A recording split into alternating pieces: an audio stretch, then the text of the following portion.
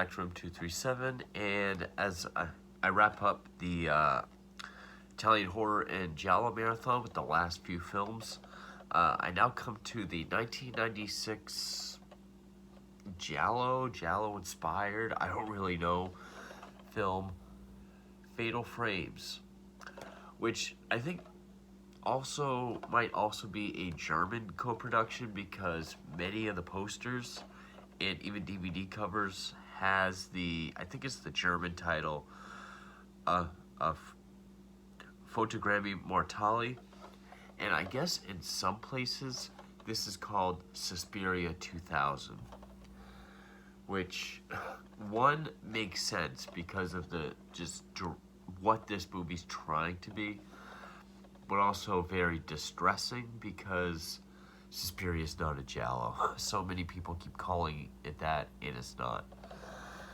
Now, actually, I'll get to that. Now, this is directed by Al Festa, who, prior to this, had directed a bunch of music videos, and his wife, Stefania Stella, who plays Stefania Stella in this, they wanted to make a movie that they wanted to break out into Italian film. And they saw that Giallo might still be profitable, especially if they can bring it into the 90s. But they really just want to make this love note to Dario Argento. But it's not very effective, which I'll get to. The story is by Al Festa, but the screenplay was actually written by... let's see if I can even... I actually had to pull out Troy Howarth's Giallo encyclopedias because there's not much about this film. Screenplay was by Alessandro Monizi, and it stars... This has got to have the biggest opening credits, like the cast portion, I've ever seen in a movie. I was actually watching it knowing that there's not much about this film on the internet, and I was just like, oh god, there's this many people in it. I'm guessing the director just wanted every person who makes an appearance in this film to have their credit, but there's literally, it felt like 40 to 50 people in the opening credits. But we do get plenty of familiar faces in this movie. Aside from Stefania Stella playing herself, we get Rick Giannissi, who plays our lead, Alex Ritt. David Warbeck as Commissioner Bonelli. He was in a couple Lucio Fulci films like Zombie 2. This is Donald Pleasance's final film credit. The last scene he's in this is the last time he ever appeared in a film, sadly. And this movie started in 1993, and it took so long to make that 2 actors died in 2 separate years before this was finally finished. Rossano Brazzi died in 94, and then Donald Pleasance in 95. Ugo Pagliai as another commissioner. He was in The Red Queen Kills 7 Times. Alida Valli, who of course was in Suspiria, among many other films. Lydia Quigley is in this, and of all the films I've seen her in, this is the first one I've seen where she keeps all her clothes on, which is just as shocking as everything else in this movie. Who else? Jeffrey Copleston, Ciccio Ingrassia, whole bunch of people. Now, to many people, this might come off like a vanity piece because the lead, Alex Ritt, he's a music video director, and Stefania Stella plays herself. And there are plenty of portions in this film where it's essentially her music videos that they're supposed to be making. where, you know, she's scantily clad or she's completely naked. And it really feels like they're trying to make her the next hottest thing in Italy. But and the whole Stella thing is name only as far as her playing herself. It's name only. I mean, I looked up to see if she was a popular singer, like if they did get some celebrity to play herself, you know, like a Michael Jordan thing in Space Jam. No. Which makes it seem even more like a vanity piece, is because she's playing, you know, that she just kept the same name. Now, it seems like they wanted to make a Giallo inspired by the major Gialli of the 70s, specifically Dario Argento. But it really just comes across as the sort of decline of Gialli of the 80s and into the 90s. I mean, it feels more like a Nothing Underneath or Lamberto Bava's Delirium, which I actually like Delirium. It feels more like the decline of Giallo, and it does. It feels like a time capsule movie. Not so much as because it shows what's going on in the world at the time, but this movie looks so much like 1996. It's almost disgusting. I mean, every male actor looks like they're trying to look like Fabio. Either long hair that's down or in like a 90s ponytail. It looks like a 90s daytime soap or like a softcore Skinamax film. And not to mention the fact that it's 2 hours and 5 minutes, which for a Giallo is very long. Al Festa's original cut ran closer to 2.5 hours. That's not needed. They easily could have cut, 30 to 40 or 45 minutes out of this movie. There's very few positives that I can give this. And, I mean, okay, some of it's shot well, but this movie is the prime example of all style, no substance. The plot, you can tell, is definitely heavily derived from your run-of-the-mill Giallo. I mean, not only is it just a person in a foreign country, like an American in a foreign country, but it's an American in Rome. And, we sort of see the genesis of the killer in the opening scene, like Deep Red. What kicks off the kills and the mystery is very much like Bird with Crystal Plumage, where there's a murder in front of our lead, but he's barricaded and can't get to the person. And yeah, they could have called this, Al Festa Presents Argento, because especially with like the lighting, there's lots of blues and purples, there's lots of reds or orange.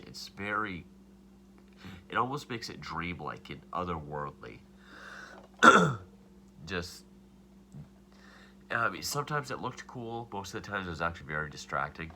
The editing, you can definitely tell it's like a music video director, because a lot of times, even in dialogue scenes, which there's plenty of, it's like this quick editing that is very distracting.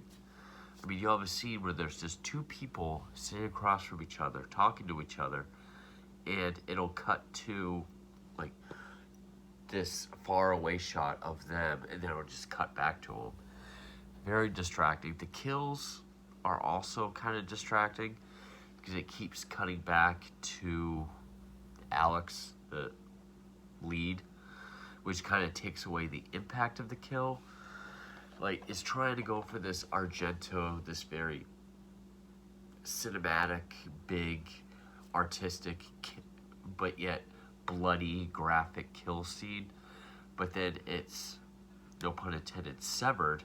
The impact is severed because it cuts back to Alex's reaction. Also, the sound design is very off. Uh, I had a very hard time hearing what they were saying because a lot of the music or sound effects is very loud. The voice audio is very low. There's no subtitles on this, and this is the Synapse DVD. But also, like, we get a kill in the beginning. It was either a kill or a scene that was being shot for something. I don't even remember. But, like, the killer, like, almost completely decapitates a woman and then, like, picks her head up and, like, moves it. And the sound effects is, like, whoosh, whoosh, but he's, like, barely moving the head. It's, like, these very over-the-top sounds. Which I know Fulci kind of did the same thing, but Fulci's films are way more effective. Also, there's a scene where, like, it shows Alex running through, I don't know, like a courtyard or something, like, or cobblestone, or stone, whatever it was, and it literally sounds like a pack of horses. It sounded like a Monty Python with the coconuts, but like more than one person. It's like this shuffling sound. So the sound design is very weird as well. I wanted to see who did the music because I can say for the most part the music was pretty decent. I mean, towards the beginning, after the first kill, there is a scene where Alex, this one producer, and Stefania, they're going to see this medium, and they get to this, like, gothic, eyes wide shut type party, which is where Alida Valli is. She's a blind countess. And it's this very goblin-esque piece of music. I liked that. But then as they get deeper into the building and they get closer to the medium, it becomes more like a gothic church organ sound. And it has some trippy moments too. Like, there's even a character that when I first saw this person, I thought, wow, they even got a person that kind of looks like Argento. Which this is when the goblin music switches over to the gothic church organ. They're walking through that party, and there's like this person who's holding up a burning painting, and there's this like red light. I get it's supposed to be creepy, but the person almost kind of looked like a caricature version of Dario Argento. There's plots that don't really go anywhere, like with Angus Scrimm's character, who, because the painting that's being held up and burning in that party scene is by some killer artist who committed suicide. So Alex gets into that, and he wants to go to the cemetery where he's buried, and that's where he sees Angus Scrimm, the tall man from Phantasm, who's just ranting to him about, like the art is death. And then later on, there's a painting of him, and he finds out it was the same person. Or, judging by the twist, someone pretending to be him. But that plot really goes nowhere, or if it did, I missed it. And so, yeah, pretty much the whole film for 2 hours is the authorities are convinced Alex killed the first woman. The killer is known as the video killer because, one, it's modeled after your totally generic Giallo killer. Oversized fedora, black fencing mask, all black, black gloves. But right after he kills, he takes out a handheld and just kind of films, black and white films the corpse. And, well, first, how does he get to Rome? He lives in New York, and he's still mourning the death of his wife, which I think was like 2 years prior. I want to say it was like 2 years. He does mention something about 2 years. I think that's how long ago it was. Wife or girlfriend, who was decapitated, I think, in his apartment. But she was the third of 5 victims by the video killer. And so I guess to take a break or to get his mind off it, to get away, he accepts a job shooting a music video for Stefani Stella in Rome. That's how the movie starts. After we get this black and white flashback of a young boy being forced to watch all these gruesome death scenes on a projector by his dad. I'm guessing setting up who the killer is, kind of Deep Red style. And I mean, this movie's so forgettable. I don't even remember who the actual police were that were looking into him, because I don't think they really said their names very much. Well, David Warbeck is Commissioner Bonelli, and then you go Pagliai, Commissioner Valnetti. There's like 2 or 3 police. They're looking into him, and then they fly in Donald Pleasance, who was he worked on the video killer case back in America, and Alex Ritt was his prime suspect. Now, and one thing that's very embarrassing, and people that have seen this know the scene. One, it does feel more like a send-off for Donald Pleasance than either cut of Halloween 6, where it either ends with him screaming or walking away and screaming off screen. Here, they think they've solved the case, so he calls one commissioner to say, hey, you've solved the case, so I'm going back to America. I'm called back to America. Which, one, we hear him on the phone, and then we just see a photo of Donald Pleasance appear on the screen. Okay, that's kind of nice. But then it shows him as he's saying, well, I got to be back for Halloween. An old case has come back up. And then as he walks away, John Carpenter's Halloween theme plays. That's a little over the top. They could have been a little bit more subtle with that, like, it's October, I never miss a Halloween, or something. But it did feel more like a nice closing scene send-off for Donald Pleasance. I mean, all the deaths, there's 5 deaths that we see on screen, one of which is Lydia Quigley.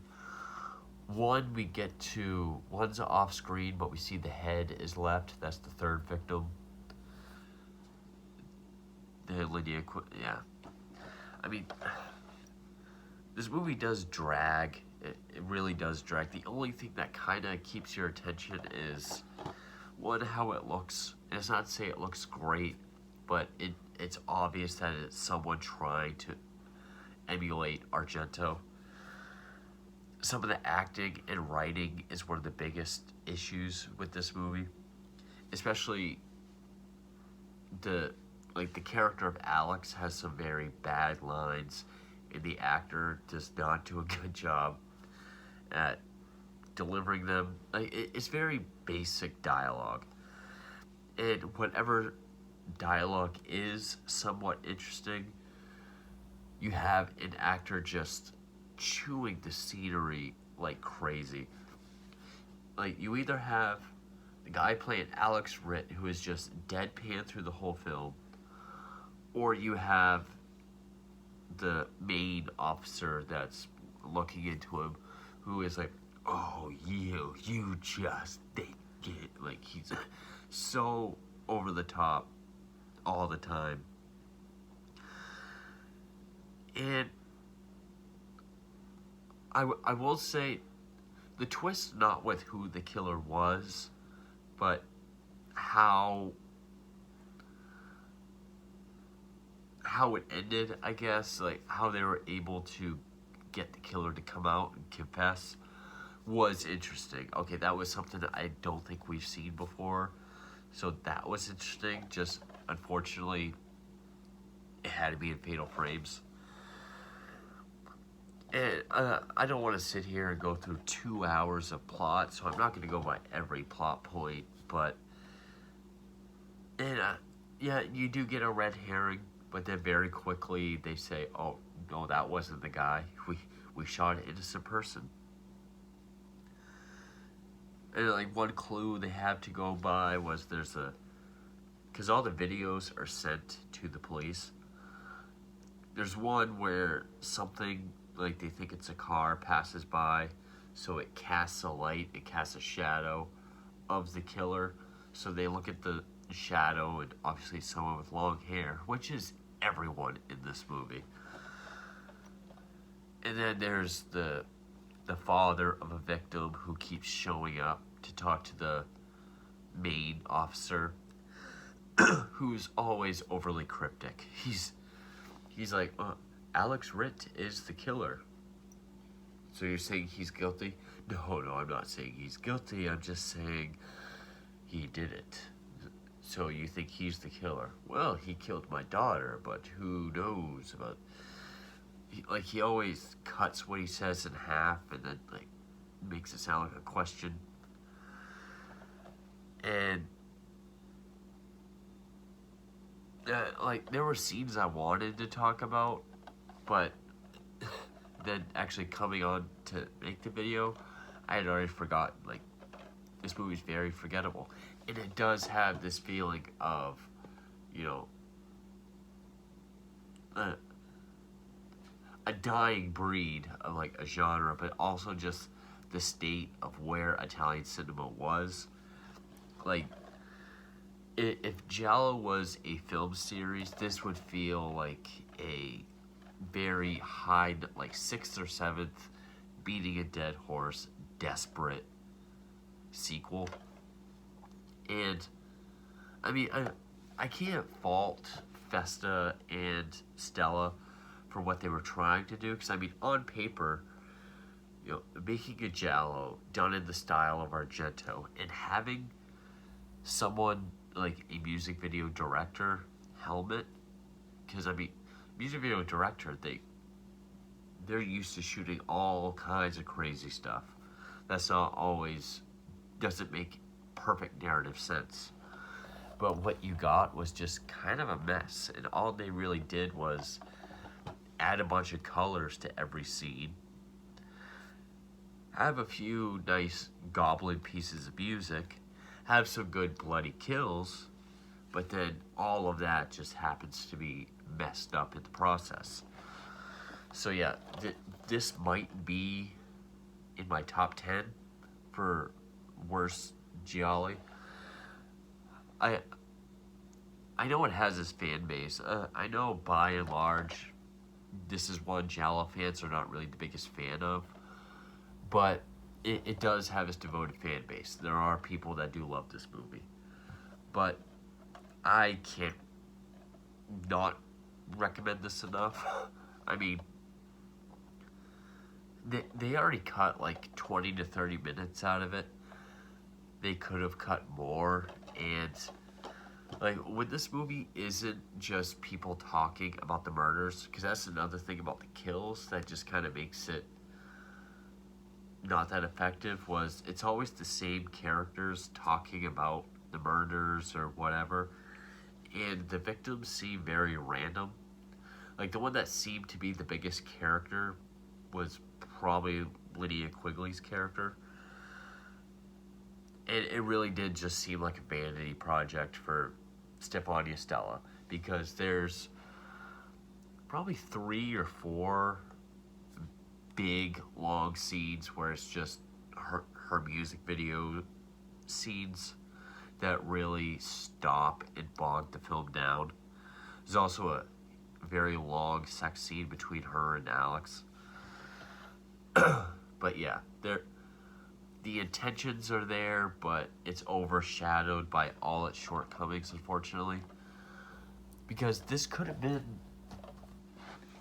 another movie like Abracadabra. This could have been the 1996 version of this. Like, this looks like something from the 70s, but they could have had a movie from the 90s that looks 90s, but done in that style. It really could have brought back the Giallo, but unfortunately it didn't.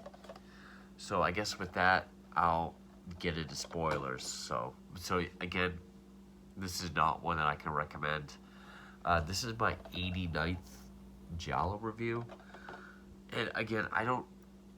It is a Giallo, but I'm kind of contemplating on which playlist to put it in.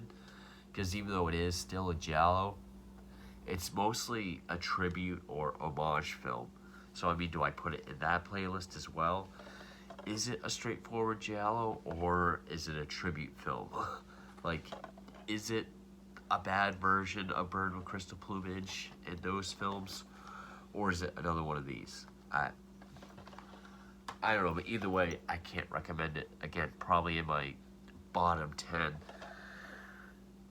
And even though it was, albeit embarrassing, but a more suiting send-off for Donald Pleasance.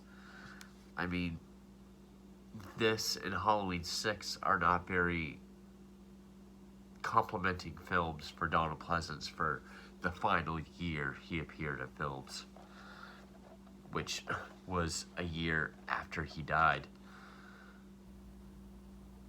I will say this movie gave Donald Pleasance more to do than Halloween 6, but yeah, this is just not a good movie at all. So with that, I'll get the spoilers. So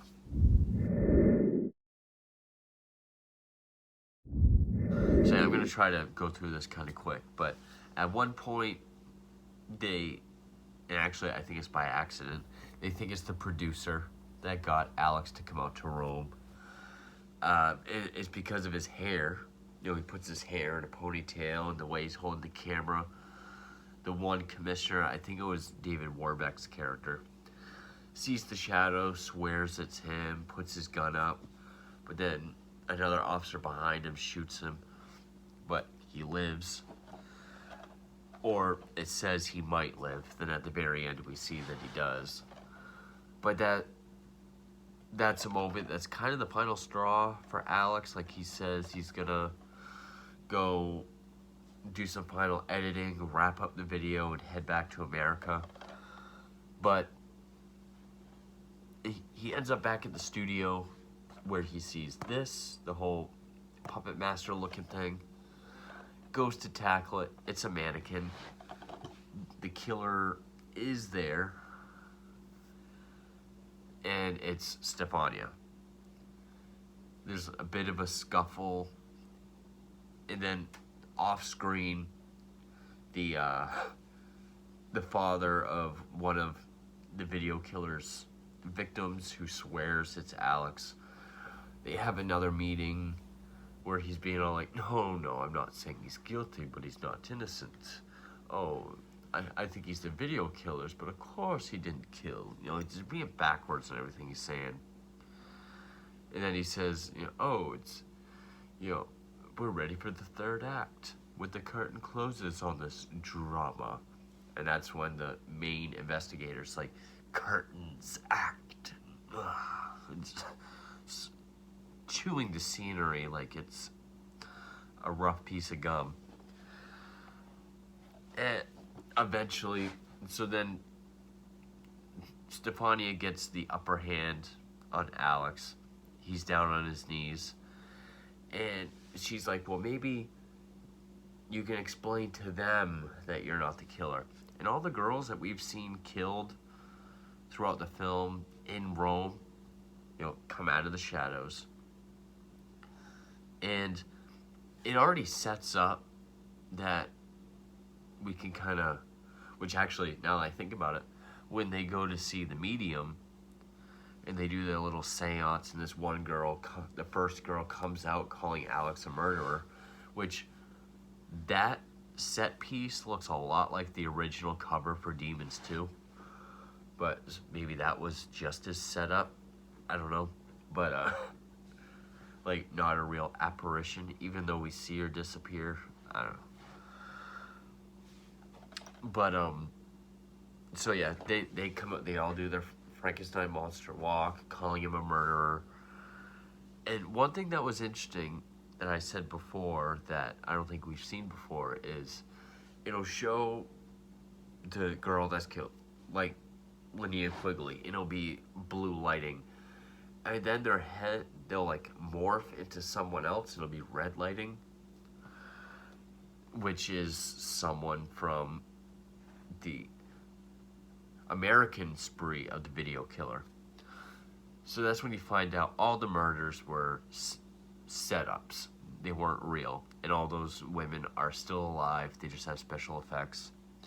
And each one represents a victim from America. Like the third one is the one that got decapitated, which was the third victim, Alex's wife, who was decapitated. And they all come up to him one by one, and they're like, oh, she was my lover, she was my sister, she was my aunt, or whatever. So they all kind of have this personal thing as well. Like, they're not just random actors. There's a reason for them wanting to do this. And then that's when he finally comes out and says, all right, I did it. It was me. I killed them. And one of them was Stefania's cousin, who I believe was the last victim, what tipped the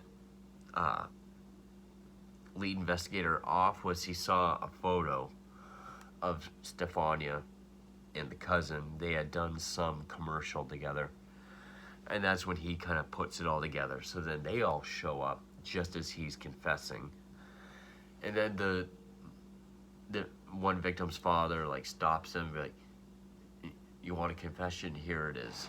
And his reasoning is similar to like Slaughter Hotel, which if you haven't seen that yet, it's another one I can't really recommend. I mean, it's fun with how cheesy it is, unlike this. But, you know, his wife was going to leave him. And he couldn't have that, but he also couldn't just kill her because then his murder would be pinned on him. So he went on a killing spree. That way her murder would look like just another victim in this one, you know, by a serial killer. But yeah, admit it's him, and then he's arrested. And then they have some closing dialogue, and then it cuts back to black and white.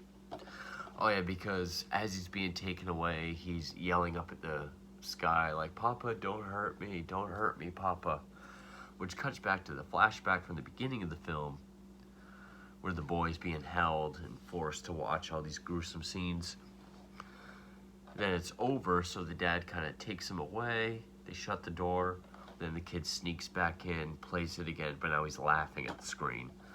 Which, okay, kind of undoes. Because if they had left it at he was forced to watch that stuff and didn't like it, that could desensitize him, or... Which some people think that might be one of the themes or answers or statements of the film, was that if you're forced to watch, or if you do watch violent stuff when you're younger, it can make it do violent stuff later on. Okay. But having him psychotically and, you know, in like a delusional state, like he's a young boy again, but then showing that he actually enjoyed it and laughed at it, kind of takes away that impact. But so yeah, for a while I was like, what if it is Stefania for whatever reason? Like, what if she doesn't want anyone else to succeed, and maybe she thinks these other women are prettier or whatever, or, you know, they're actresses and dancers as well, so she's trying to kill the competition, which would have been more in line with the vanity project that this is, but it didn't go that route. But I was like, what if it is Stefania?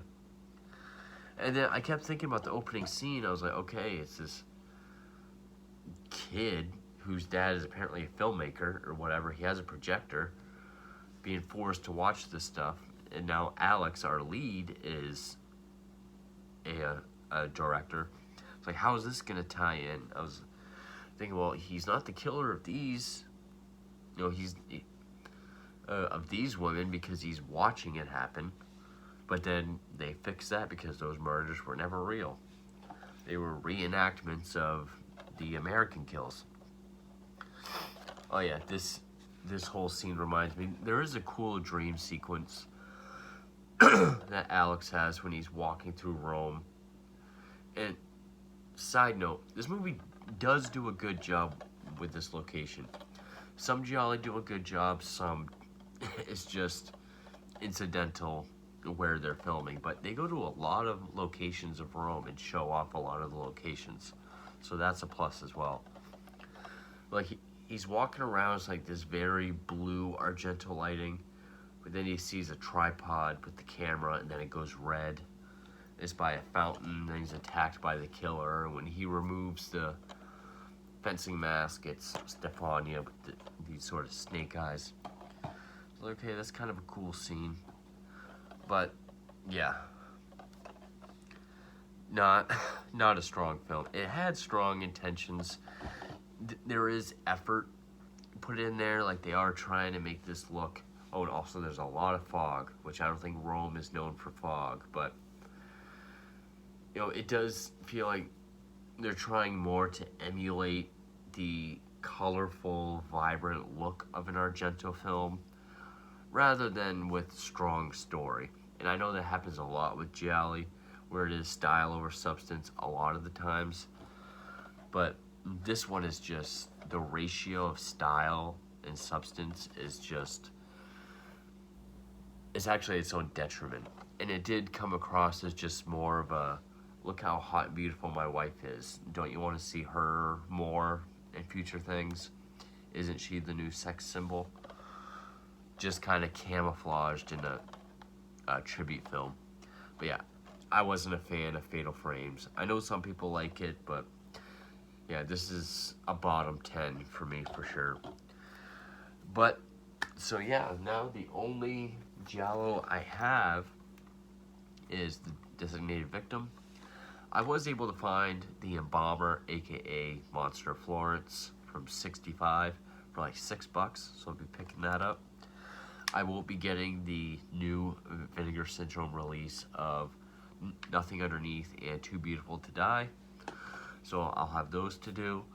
But I know December's coming, and I skipped out on Halloween with anthologies. I do want to do more Christmas movies, you know, kind of get back into the regular scheduling, but we'll see what happens. But yeah, Fatal Frames, you can stay away from it if you want. And thank you for watching.